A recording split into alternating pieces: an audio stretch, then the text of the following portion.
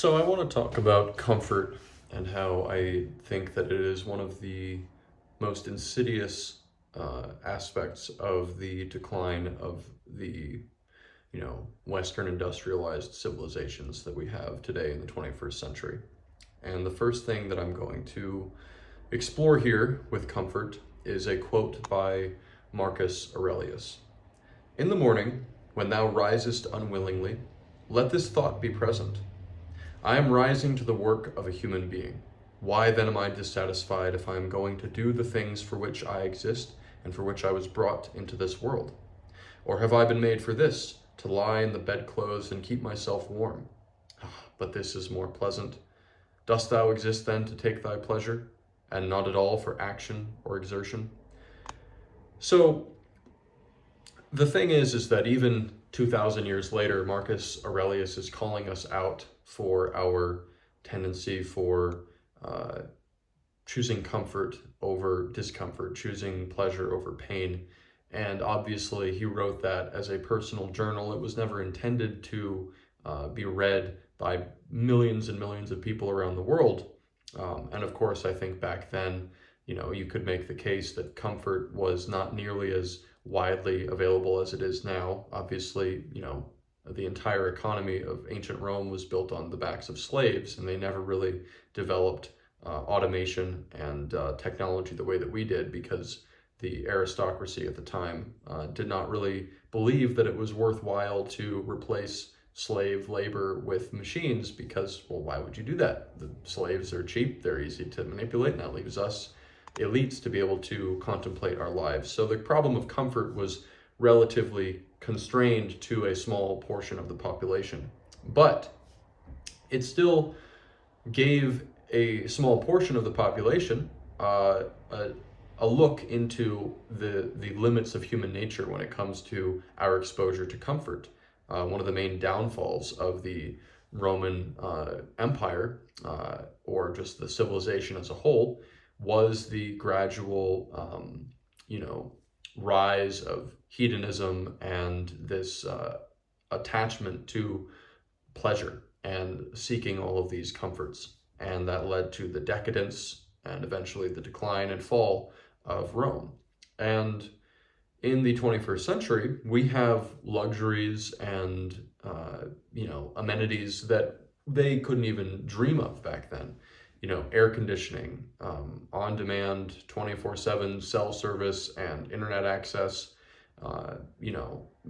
medical breakthroughs that are easily available, antibiotics, fast food, grocery stores, high-speed transportation through cars, trains, and airplanes, globalized shipping, like all of these different things. And now, of course, the recent invention of large language models that use AI in order to essentially replace the mental burden of thinking, and even becoming surrogates for relationship itself. It's pretty mind-boggling, the kind of world that we live in and how unrecognizable it would have been to our ancestors. But going back to that quote, many of us deal with that exact same line of thinking every time we wake up. It's like we don't want to get out of bed. There's this inertia almost to just stay exactly where we are, look at your phone. And I think that all of us can relate to that. It's a tendency that is almost inescapable in the modern world. We're all just so fixated on our screens, and it really brings into question, like, what is it that we're actually trying to do in our lives? Are we trying to spend potentially decades just looking at a screen? And I know the irony of me making videos for you to continue looking at the screen here, but the long-term goal is to eventually get to a point where I don't have to produce stuff like this. But I think that it's important to talk about it for the time being. And one thing that I want to bring to awareness with this quote here is, it's important for us to notice throughout the day how we're, not just the moment that we wake up, but throughout the entire day, how we're often trying to take the path of least resistance. We're often trying to, figure out the way in which we can take the easiest shortcut do the bare minimum. You see the whole phenomenon with like quiet quitting or working your wage amongst Gen Z, or the Gen Z stare, all that kind of stuff. And you could make the case that a lot of it has to do with burnout, and I definitely want to talk about that in other videos because that's very, very real.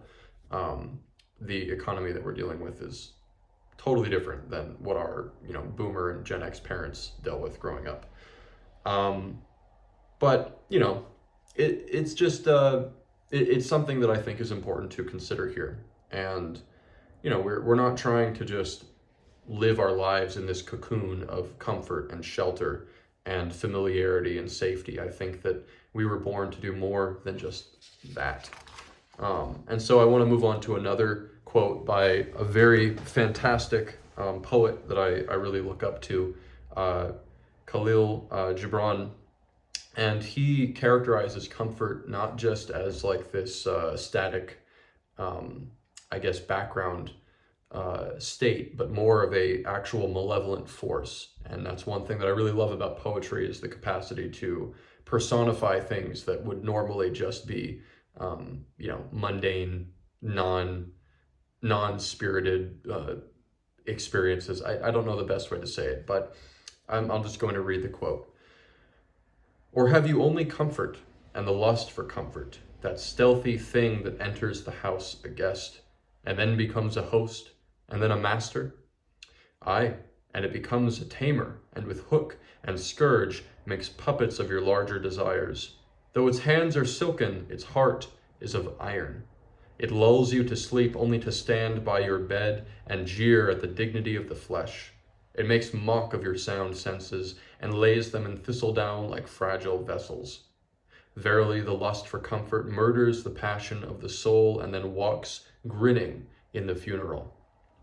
And so if we were to break this down, he's essentially saying that comfort has this agenda to actually reduce our humanity to its barest, most base material components. It's trying to strip the soul, strip the spirit out of us, and reduce us beyond what we're capable of being and becoming in this life. And so, it enters the house a guest and then becomes a master. And that is seen quite easily how, initially when comfort is brought to a society, people don't tend to object. It's actually quite convenient. People like how it reduces their workload, or allegedly.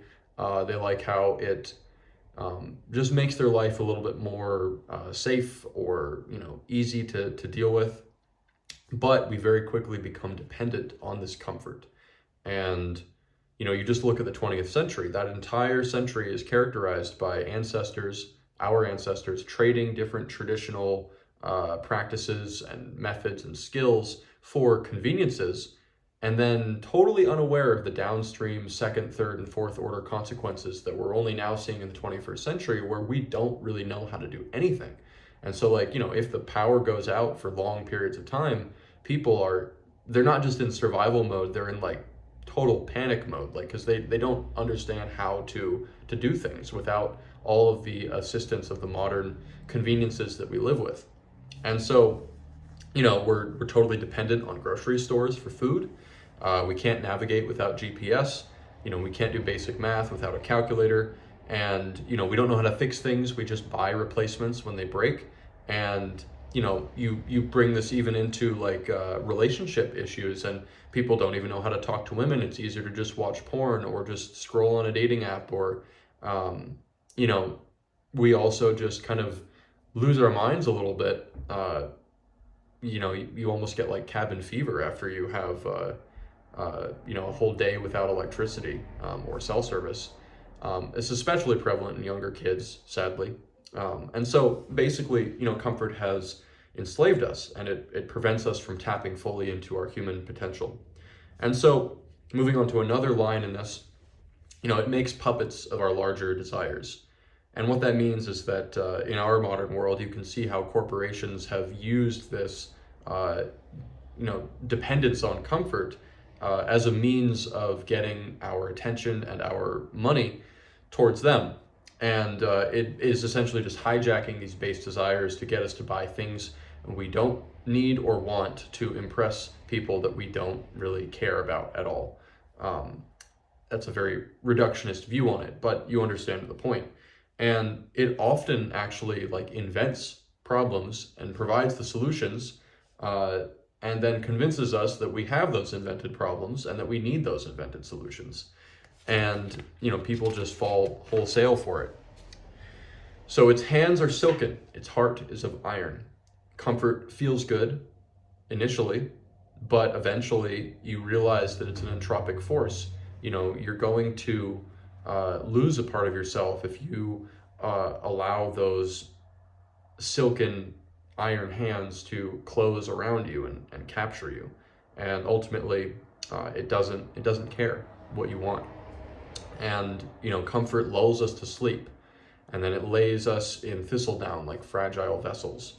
And, what happens when you don't use your body? If you're laying in bed for weeks on end, you're going to atrophy, you're going to wither away. And, much like in life, you use it or lose it. And if you allow comfort, and in the case of not just our bodies, but our minds, now that we have the new comfort of artificial intelligence through large language models to do a lot of the thinking for us, eventually you're not going to be able to have the capacity to think for yourself and to be creative on your own. And I think it's very important to make sure that, you don't need to be a Luddite and completely cut it out of your life, but it is very important to understand how to properly use it as a tool, and don't let the tool use you.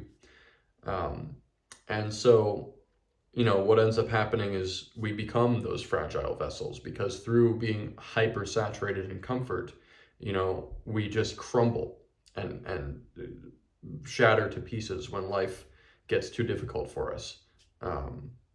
And there's a very tragic irony about how we say that we're like the most advanced society that has ever existed, and yet we are, as individuals, oftentimes very much just running on autopilot. And lastly, I just want to get into murders the passion of the soul and walks grinning in the funeral. And if you were to say that comfort was a person, comfort would be a villain whose sole purpose is to destroy or kill the hero. And not by brute force, but by exploiting the hero's desire to avoid pain and pursue pleasure. All of us are that hero. All of us have that innate biological drive to the aversion to pain, the preference for pleasure, and ultimately leads us to our own undoing. And it also ensures that we never embody our true purpose. And I just want to clarify that, first of all, the problem of comfort is as old as time. This is something that has been talked about in all sorts of ancient myths and tales and religions. And, there's not necessarily a final solution to this problem. And I also want to say that comfort itself isn't necessarily bad, but it's rather the excess of comfort that is the problem. And I believe that both Khalil Gibran and Marcus Aurelius are referring to a pathological relationship or an addiction to comfort. They're not just necessarily referring to comfort itself. It's important to relax, it's important to rest and digest and process life, but if that's all that you do, then you have the problem.